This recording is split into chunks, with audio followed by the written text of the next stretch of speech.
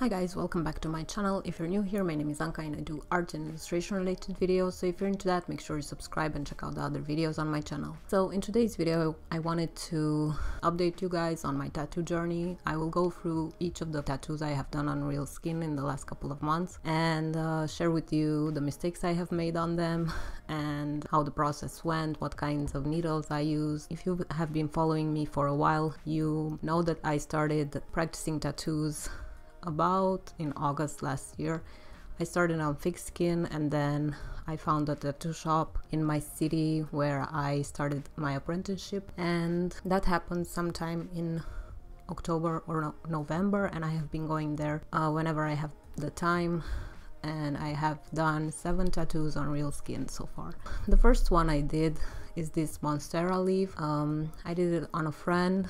The design is made by me. I used a 5 round liner and a 3 round liner to make the tattoo, and I was super nervous the first time going into it. I also waited a lot until the client came, and my nerves really got the best of me, but overall for a first tattoo I don't think it's very bad. Of course the line work is not consistent throughout. I'm really glad I didn't have any blowouts on this tattoo, and healed mostly okay. There are some areas in the leaf stem that need some retouching. My main issue with tattooing is saturating full black areas.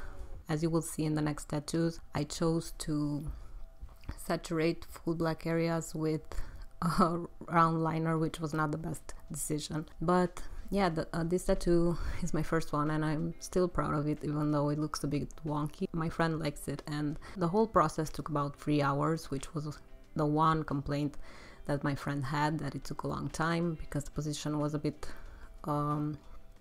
uncomfortable for him. So the next tattoo is this dot and comma symbol, which basically symbolizes if you have mental health struggles.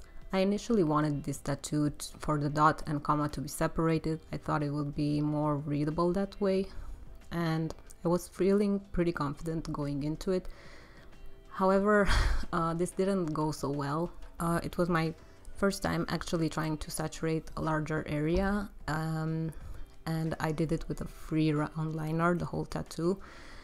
When it healed, it did have a couple of areas where I did blow out the skin, mainly because my needle was hanging out a bit too much, and also the black is not fully opaque now that it's healed. So I will be having a retouch session in about 2 weeks for this tattoo. I don't have any pictures of it healed, but yeah, it wasn't my greatest work. So after this tattoo I was feeling a bit down on myself because I didn't like the finished result of this one. So I decided to tattoo myself. I chose a flower design. I thought it was pretty simple, something to do on my leg, an easy accessible area where I can stretch the skin with both arms. I used a 5 round liner and a 3 round liner for this. Yeah, this went a lot better. I learned a lot in this session about how deep you should go into the skin. I don't have any blowout areas in my tattoo. However, there are some areas where I only touched the surface of the skin, and those probably will be needing some retouches, but I'm pretty happy with it. So the next tattoo was a 2-part project.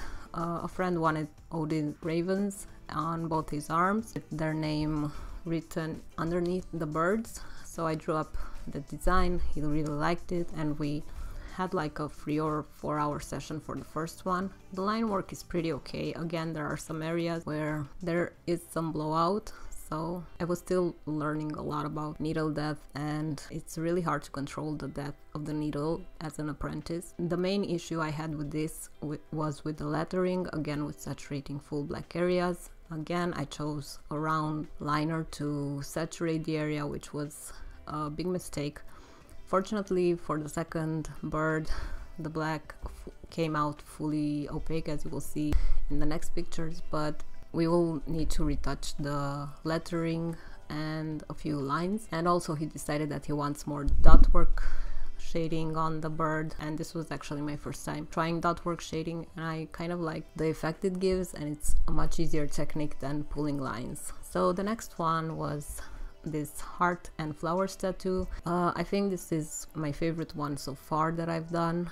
The placement of the tattoo was in a really delicate area, so in this area right here the skin is pretty soft and you need to work really soft and slow, and I was really afraid about blowing out lines, but that didn't happen. Overall I think it turned out good. The lines are still not fully consistent, but for this type of design it works because it's kind of a more sketchy design, and it healed pretty nicely.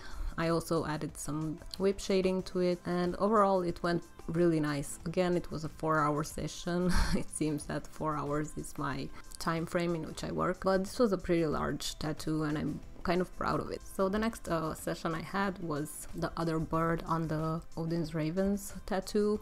Now, when I did this, the other bird was fully healed, so I could see an actual comparison of how my work progressed from one bird to another. You can see that the lines are much more cleaner in the second one. The lettering is fully saturated with black. I used a 5 Magnum to saturate the area, which was the right call. And I don't know why I didn't use Magnums until now.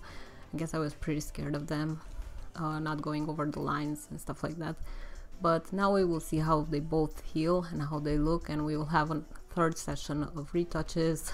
For the lettering on the first one, we will add a bolder outline to the bird and more dot work shading. And the last tattoo I did was this pair of dog paws with little halos on top of them.